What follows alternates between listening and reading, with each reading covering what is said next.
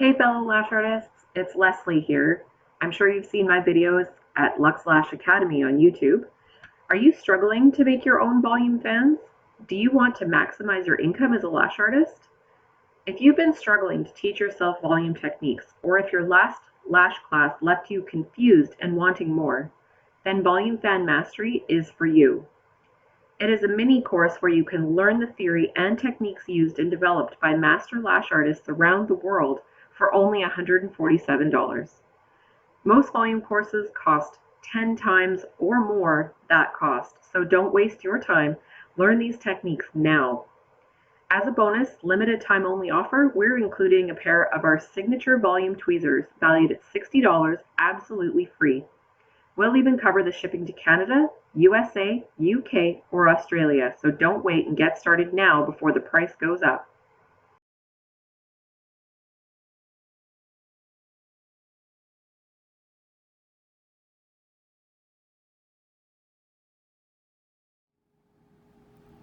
Okay, let's just do a quick lesson about pickup.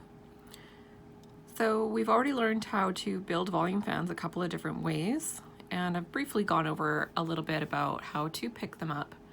But I find sometimes with students, they get too caught up in building the fans that as soon as they pick them up to put them on the person's lash, they fall apart or collapse or close, or the bases go all twisty. And there's a number of reasons for this, and I'm going to just show you a few little tips and tricks to prevent that from happening. So let's go ahead and just build a fan. So I'm going to pick it up close to the base, move it over so I have room to fan, move the whole fan to the left, pull each piece to the right. And now when I go to pick it up, I'm going to use the back side of my volume tweezer, so the part where my fingertips are touching. And I'm going to use that part of the tweezer to glide behind that fan. Now when I get nice and close to the base, that's when I'm going to push my thumb forward and squeeze. Now when I'm lifting, all I'm doing is thinking of lifting my tweezer straight up. There's no peeling motion, and there's definitely no pulling back or pulling forward. It's just a grip and then a lift. So let's do that again.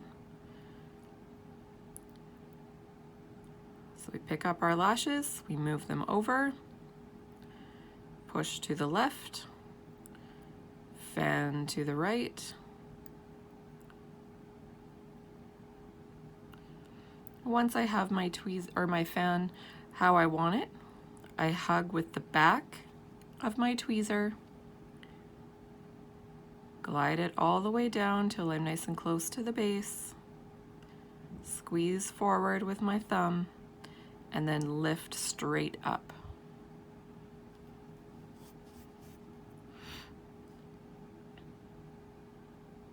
Let's try it with a bigger one. These are 0.07 millimeter diameter. So we move over, push to the left, fan over to the right.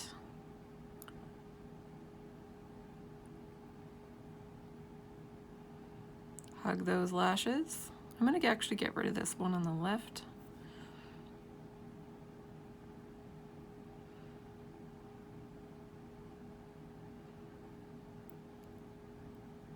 And lift straight up. Now let's talk a little bit about narrow versus wide fans. Now this is really just a personal preference thing. If you want to create a look on someone that's really fluffy and soft, that's going to be a wide fan look. So to me, a wide fan would be something like that. That's a pretty nice wide looking fan. If you had a whole full set of those, it would be really nice and fluffy, and you can get a nice good look at that.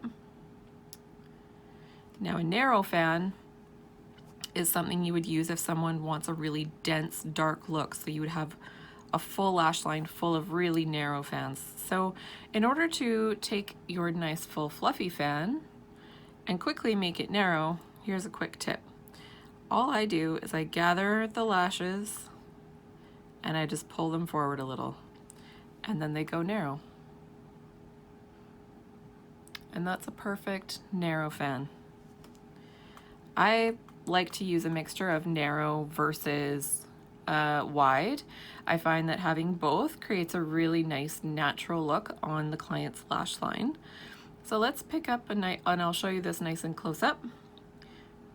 So we're gonna hug the lashes and just run down close to where that sticky strip is, squeeze with your thumb, and then lift straight up.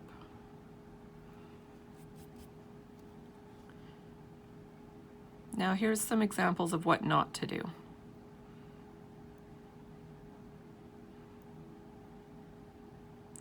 Let's say you've got this great big wide fan and you just go and pick up and lift and do it quickly. Look at how it's all broken up like that. It's really just a matter of taking your time, being patient, and doing things each step correctly.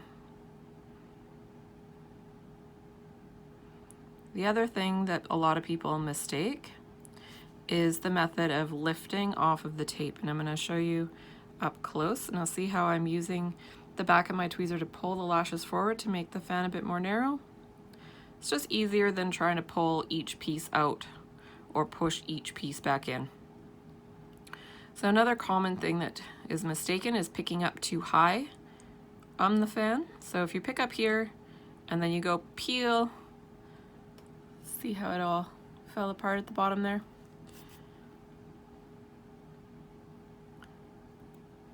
So move over, push to the left, peel each piece to the right. Now let's say you wanted a really wide fan and all you have is a narrow fan. So let's create a narrow fan.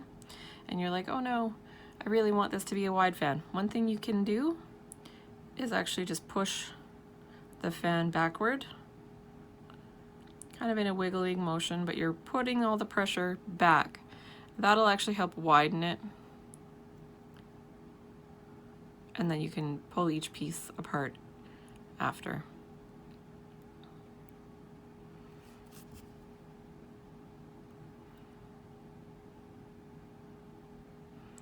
Just gonna do a few pickups so you can watch.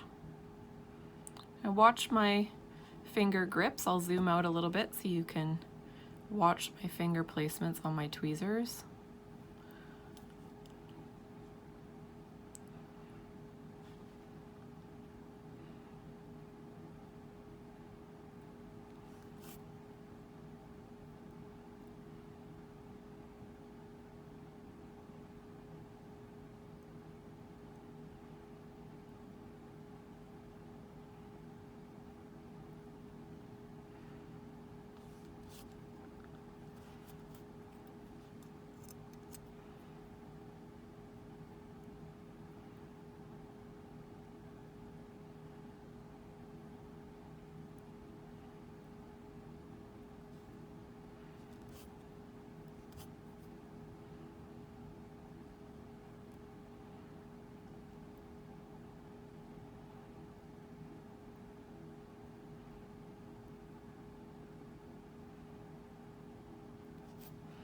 There's a really nice 6D fan.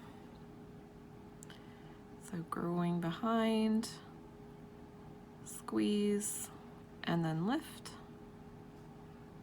There it is. As I've shown you in some of the other videos, it's not vitally important that the base of the fan is together when you pick up, because as soon as you put a little bit of glue on it, it will go back together.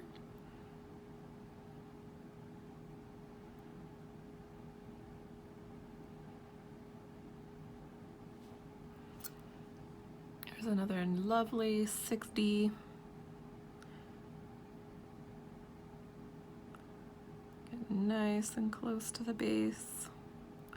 And lift. Oh, lost one.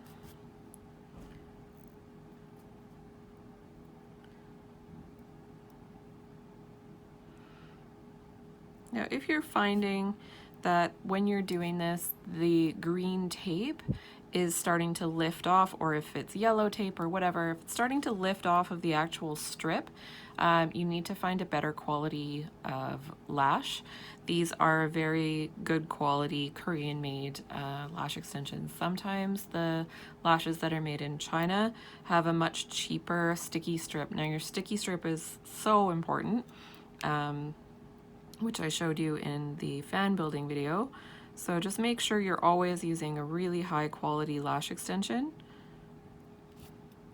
even when you're practicing, because there's no point in practicing something with a product that isn't even going to work properly. You're just going to end up really frustrated.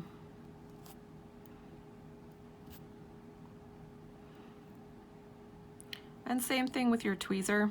If you find that your tweezer is unable to pick up a 6D fan consistently, then you either need to file it down, like I'm going to show you in the filing or the tool video, the tips and tricks, or just find a better quality tweezer. Sometimes good quality lash tools are upwards of $150 for a pair of tweezers. These ones that I sell are $40 to $60 depending on which ones you choose. But yeah, so just make sure you're not spending, you know, $2 on a pair of tweezers. You want to make sure you're getting good quality tools.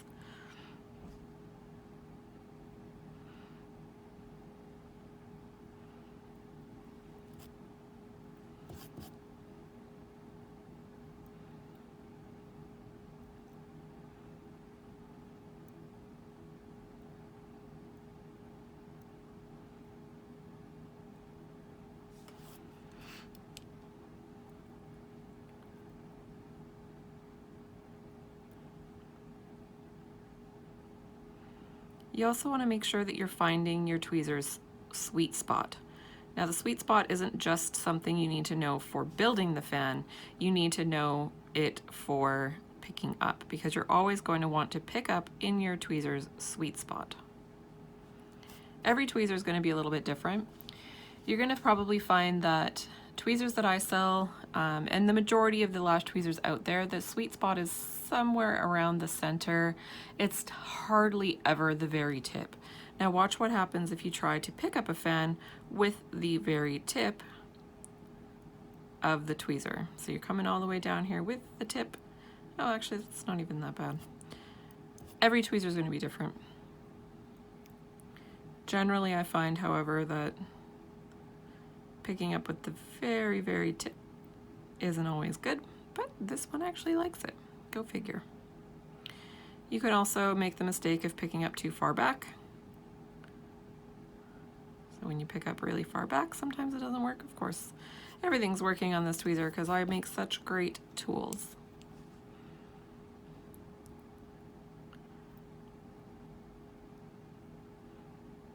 And I'll just also say there's nothing magical here about what I'm doing. So if you're like, oh, I can't do it with these products, or you know, whatever, if you're not able to do this with the stuff that you just have at home or at work that's lying around, order my product, try it out. I guarantee you, you're not as bad of a lash artist as you might think you are. A lot of times people will just switch product and keep their same techniques and are light years ahead. Quite often it is just a product issue.